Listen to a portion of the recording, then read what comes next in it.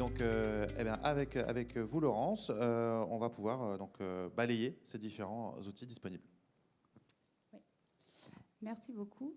Donc, en effet, je vais juste me présenter en 2 mots. Donc, Laurence Depuyle, je travaille à l'Institut de l'élevage à Toulouse, sur tout ce qui est numérique, principalement pour les petits ruminants, mais dans le service, on travaille forcément sur toutes les espèces. Et je vais vous présenter, donc là, assez rapidement, parce que les études étaient beaucoup plus longues, enfin, les enquêtes étaient beaucoup plus longues, quelques résultats de 2 enquêtes menées en France et en Europe sur les outils numériques en élevage. Et j'ai ciblé sur l'élevage pâturant, bien sûr, pour coller au thème de la journée. Donc juste en 2 mots, parce que ça va vous être présenté toute la journée. Quand on parle de numérique au pâturage, c'est quoi? En fait, c'est beaucoup de choses, parce que le numérique, c'est assez large. Donc on voit, alors c'est pas du tout une liste exhaustive, et c'est un peu un angle un peu différent de ce qu'on voit d'habitude, mais on voit qu'il y a différents types de capteurs. Des capteurs qui peuvent être embarqués sur les animaux, comme les colliers GPS, les clôtures virtuelles, mais aussi bien d'autres. Des capteurs qui sont plutôt sur des infrastructures au pâturage, qu'on peut mettre soit sur les clôtures, soit dans sur les fourrages, enfin dans les balles de fourrage, au niveau des abreuvoirs, pour suivre ces différentes ressources ou infrastructures. Du numérique plutôt appliqué sur des logiciels, des applications, donc qui sont au niveau forcément du smartphone de l'éleveur, de son ordinateur au niveau du bureau, qui permettent soit de gérer la pousse de l'herbe, mais aussi de gérer le troupeau. Enfin, il y a beaucoup de choses qu'on peut faire avec ces applications. Plutôt des installations qui sont semi-permanentes ou permanentes. Donc on peut voir à la sortie des bâtiments, comme les portes de pâturage, on en a un peu parlé tout à l'heure, qui permettent aux animaux du coup de sortir ou non au pâturage quand l'éleveur l'a décidé. Des systèmes plutôt de pesée, donc d'auto-pesée qui sont mis au pâturage, mais aussi bien d'autres choses, des clôtures robotisées, on peut parler de caméras de surveillance, etc. Il y a aussi des plus petits capteurs ou des plus petits outils numériques qui font partie, on va dire, de la domotique, qui permettent d'aider en fait l'éleveur à gérer différentes choses. Ça peut être les prises connectées pour gérer à distance les clôtures, ça peut être des petits capteurs qui permettent d'ouvrir ou non les portails des différentes pâtures afin de faciliter finalement la vie de l'éleveur. Et on a beaucoup d'autres capteurs, alors j'ai fait un peu une grosse catégorie, on va dire fourre-tout, qui sont des outils connectés que l'éleveur peut utiliser ou peut se servir au niveau du pâturage, qui seraient par exemple le drone, l'herbomètre, qui permettent de faire diverses mesures, de la surveillance, mais aussi, le drone, par exemple, sert à beaucoup de choses. On peut l'imaginer pour suivre l'herbe, on peut l'imaginer pour surveiller les animaux, etc. On aura une présentation dédiée à ce sujet. Voilà, donc il y a pas mal de choses à faire avec ça.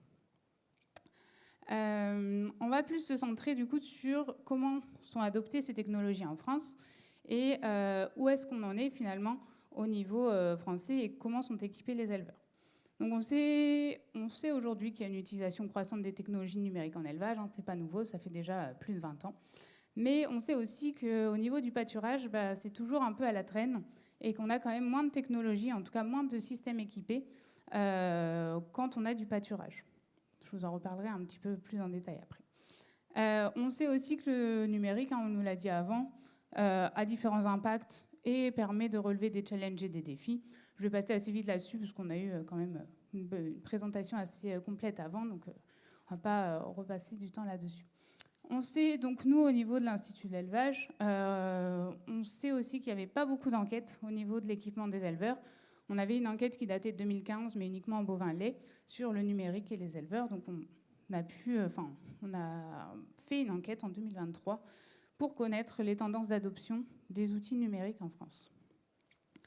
Donc l'enquête a été réalisée dans le cadre d'un projet, donc le projet Smart Élevage. L'idée, c'était d'évaluer le degré d'adoption des technologies numériques par les éleveurs ruminants en France, donc toutes filières comprises. On a uniquement pris les ruminants, on n'est pas parti sur les équins, mais ça aurait pu aussi. Et d'identifier les avantages et les défis liés à ces technologies dans les pratiques d'élevage. Donc ça, je m'attarderai un petit peu moins là-dessus, même si j'ai une ou deux slides.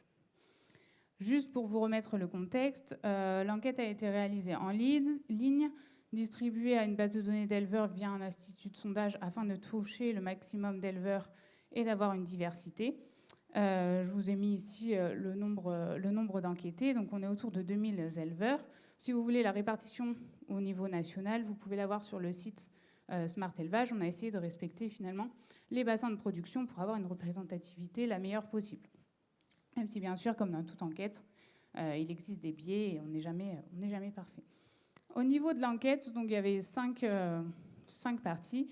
Une qui était plutôt sur le profil des éleveurs enquêtés, l'autre sur les équipements utilisés dans la ferme, et après les autres plutôt sur les attentes des éleveurs, les bénéfices et les limites à l'utilisation des outils numériques et les obstacles à l'équipement.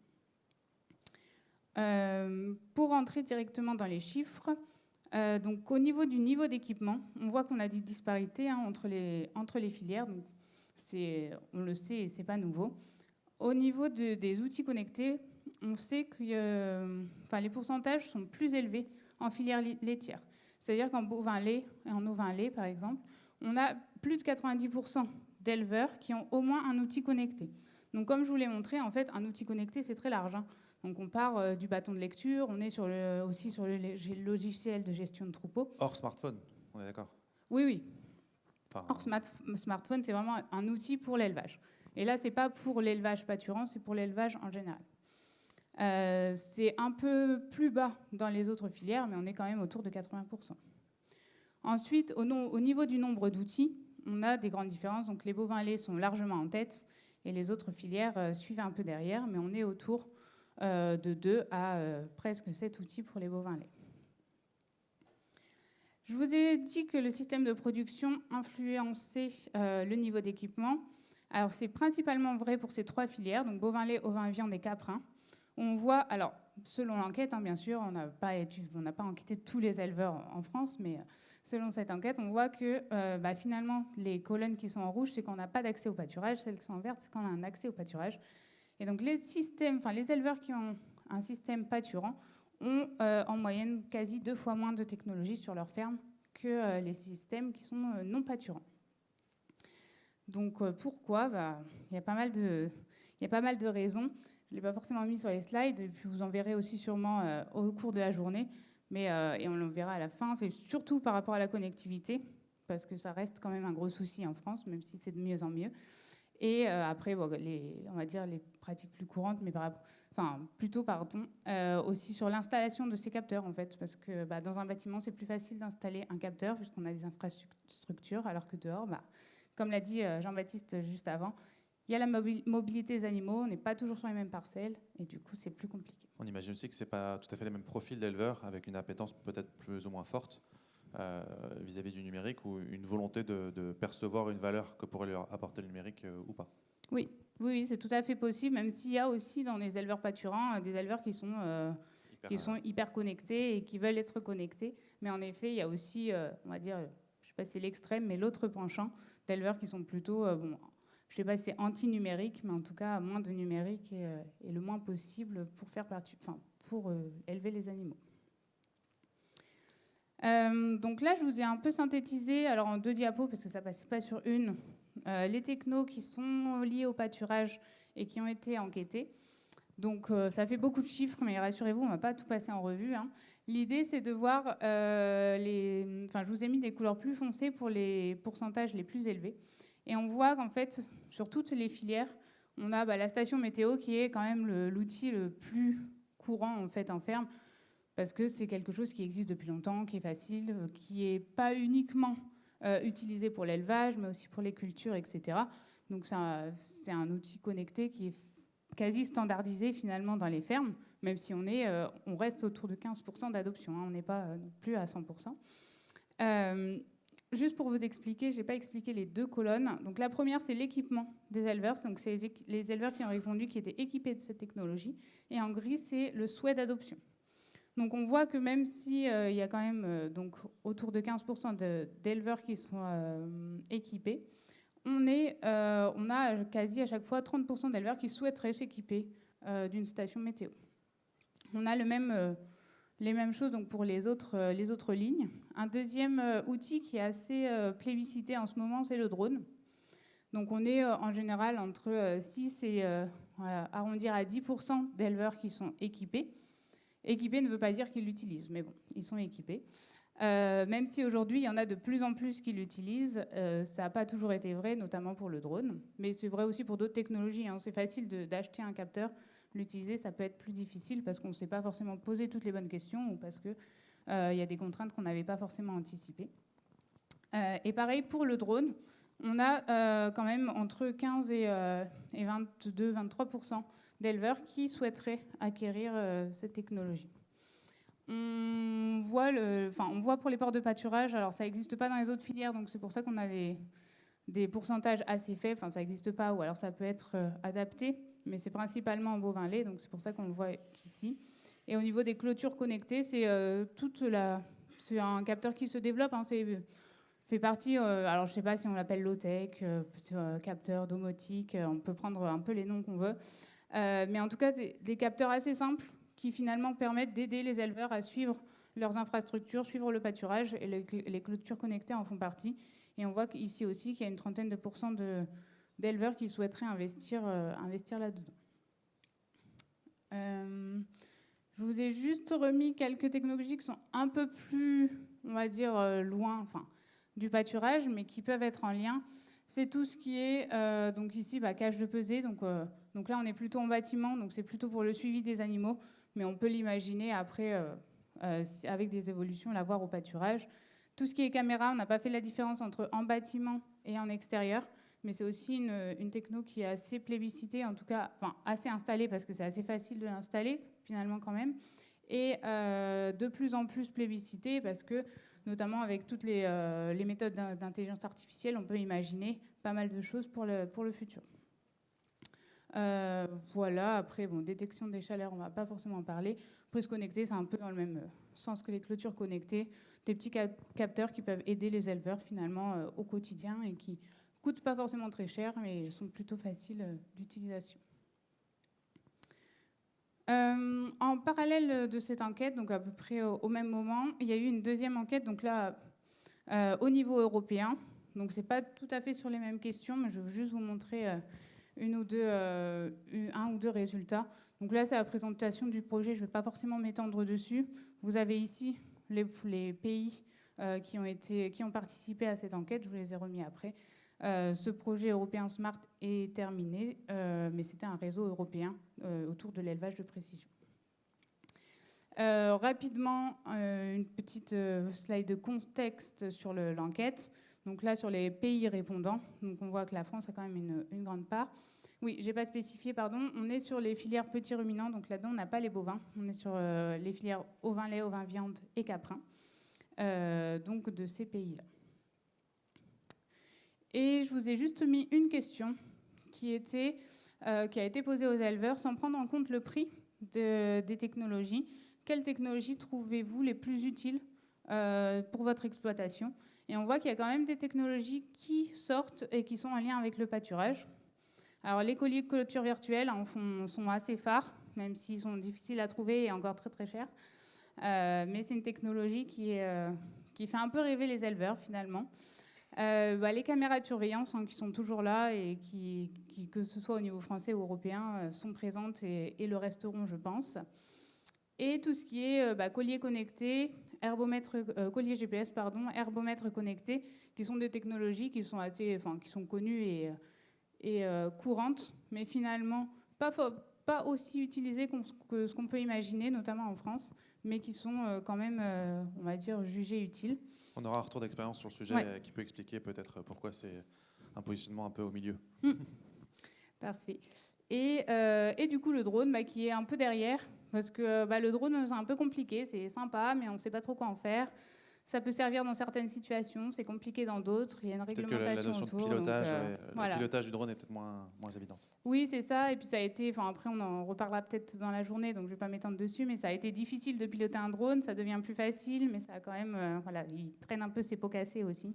Donc voilà. Et donc voilà pour tout ce qui est chiffres et technologies.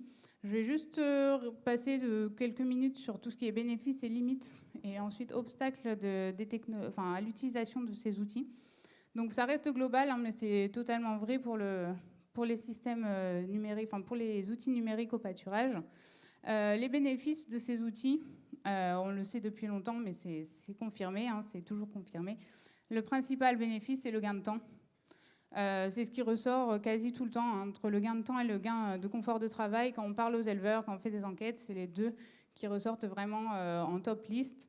Parce qu'avant de gagner en productivité, avant d'avoir d'autres retours, c'est vraiment ce qui est recherché, ou en tout cas le bénéfice que les éleveurs y retrouvent. Voilà, Laurence, là on est focalisé sur des usagers.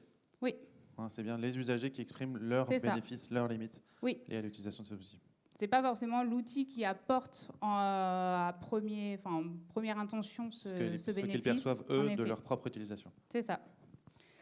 Et après, un volet attractivité du métier qui est plus ou moins, qui est assez scindé finalement. Enfin, là, on est à 60%, soit 66%, mais qui est assez scindé, qui peut être discuté en fonction là aussi des profils. C'est ça, exactement. Et plutôt du côté négatif, donc tout ce qui est limite au niveau des technologies, et ça c'est d'autant plus vrai. Je pense qu'on aurait des chiffres encore plus élevés au pâturage. C'est le manque d'interopérabilité entre les outils, entre les technologies. Ça reste vrai aujourd'hui. C'est-à-dire que on peut avoir 3 ou 4 ou 5 ou 6 applis sur son téléphone et on aimerait bien en avoir qu'une et avoir tout dessus. On peut avoir des outils qui pourraient être communiqués ensemble mais finalement qui ne le font pas. Bon, après ça, c'est, on va dire, des choses qu'on ne peut pas trop influencer. C'est dû soit aux constructeurs, soit aux différentes politiques. Mais ça change doucement, mais on n'est pas encore dans un monde parfait où tout communique entre eux. Le manque de connectivité d'Internet fixe et mobile, ça c'est... On est à 65% là, je pense que si on arrive au pâturage, on serait à 80 ou 85%. Parce que, comme on l'a dit tout à l'heure, si on part dans les parcours, alors là, pour trouver du réseau ou de la connectivité, pour les outils numériques, c'est quasi impossible. Dans les parcelles, ça l'est aussi, parce que si les parcelles sont près des bâtiments, on peut espérer avoir un peu de réseau. Parfois, quand on s'éloigne un petit peu, on se rend vite compte qu'on espérait avoir du réseau et qu'on n'en a pas. Et le réseau, c'est quand même le nerf de la guerre avec le numérique. En effet, on peut avoir des données, comme Jean-Baptiste l'a dit, on peut avoir des données sans réseau, mais si on veut avoir un suivi en temps réel, et c'est ce que les éleveurs veulent, sur leur téléphone, sans réseau, c'est compliqué. Après, il y a aussi des solutions qui se développent, des solutions qui existent, mais je ne vais pas non plus m'étendre là-dessus. Et le troisième, je vais en reparler peut-être juste après, sur les obstacles. Les principaux obstacles à l'équipement, c'est le coût des technologies. On en est toujours là et on reste toujours sur ce coût qui est toujours en tête sur le principal obstacle à l'équipement. Parce qu'en général, les technologies, ça coûte cher, ou en tout cas, ce n'est pas ce dans quoi les éleveurs, ce dans quoi les éleveurs voudraient investir en premier. Parce que ça n'a pas forcément un bon rapport qualité-prix, enfin pas qualité, mais coût-bénéfice, pardon. C'est-à-dire que, comme on l'a dit tout à l'heure, ça permet de gagner du temps, ça permet d'avoir un confort de travail amélioré, mais ça ne fait pas toujours gagner de l'argent, donc c'est perçu comme cher. Et si on part sur des capteurs qui sont à mettre sur les animaux, il faut équiper tout le troupeau. Si on a un troupeau de 200 animaux, ça multiplie d'autant le prix. Les autres facteurs, c'est plutôt tout ce qui est complexité d'utilisation. Donc ça dépend et des technologies et des profils d'éleveurs. C'est assez variable. L'absence de besoin, on en a dit tout à l'heure, avec les différents profils, il y en a qui ne jugent pas avoir besoin des technologies, et en soi, ce n'est pas une obligation, donc il n'y a pas de souci avec ça. Et trop de temps à accorder pour l'analyse des données. On n'a pas toujours encore des applications ou des fonctionnalités qui permettent aux éleveurs d'être totalement satisfaits ou totalement d'avoir tous les indicateurs qu'ils souhaitent. Après, on ne peut pas non plus s'adapter. Enfin, les technologies ne peuvent pas être adaptées à tous les éleveurs, donc il y a encore un petit, on va dire, fossé entre les besoins et ce que les technologies permettent. Et c'est la fin de ma présentation, donc juste en 2 mots de conclusion. Donc on a au niveau des systèmes pâturants moins d'adoption, en tout cas moins d'outils numériques dans les fermes. Ça, on l'a vu tout à l'heure, c'est vrai. Alors c'est un peu moins vrai dans les filières que je n'ai pas présentées, notamment en bovin-viande. Souvent, le problème est la connectivité et le manque d'infrastructures, c'est-à-dire où est-ce qu'on met les technos, comment est-ce qu'on les connecte. La batterie aussi, parce que c'est toujours un compromis entre le réseau, la batterie, l'installation de la technologie, est-ce qu'elle est petite, lourde, etc. C'est beaucoup plus compliqué au pâturage que dans les bâtiments. On a vu qu'il y avait des besoins au niveau des éleveurs, quelles que soient les technologies. Il y a des besoins exprimés par les éleveurs, c'est pas non plus, enfin, ça ressort aussi. Nous, on a fait pas mal de groupes d'éleveurs, de discussions. Il y en a quand même pas mal qui ont des besoins, qui expriment leurs besoins et qui trouvent pas la technologie qui répondrait à leurs besoins. Et c'est pas toujours facile de répondre à chaque besoin de chaque éleveur. Oui, sur des petits marchés. C'est ça. Parce qu'on est sur des petits marchés. Alors en bovin-lait, c'est un peu moins vrai, mais quand on passe dans les autres filières, en fait, les technologies s'adaptent assez difficilement entre toutes les filières. Donc ça fait des marchés assez fractionnés. Et donc du coup, on a des outils qui existent, mais encore du chemin à faire et encore des obstacles qui existent. Donc il n'y a plus qu'à, j'ai envie de dire. Et puis si vous voulez plus d'infos, n'hésitez pas soit à me contacter, soit à aller directement sur le site Smart Élevage où il y a tout le détail de l'enquête ici. Tout le détail de l'enquête, pas uniquement sur les pâturants et filière par filière. Merci voilà. beaucoup, Laurence. Merci. C'est des enseignements extrêmement riches pour des fournisseurs de solutions, des enseignements qui font directement écho aussi au travail que peut mener l'Observatoire des usages du numérique porté par la chaire avec d'autres partenaires. Et ça me fait penser aussi à des travaux qu'ont pu mener le MAS numérique, où il distinguait bien l'adoption et les raisons de l'adoption, mais ensuite les raisons de la fidélisation et du bon usage et les rejets et les raisons du rejet et de l'abandon de ces technologies. Parfois, voilà, introduire cette nuance peut être hyper intéressante. Merci beaucoup pour ça.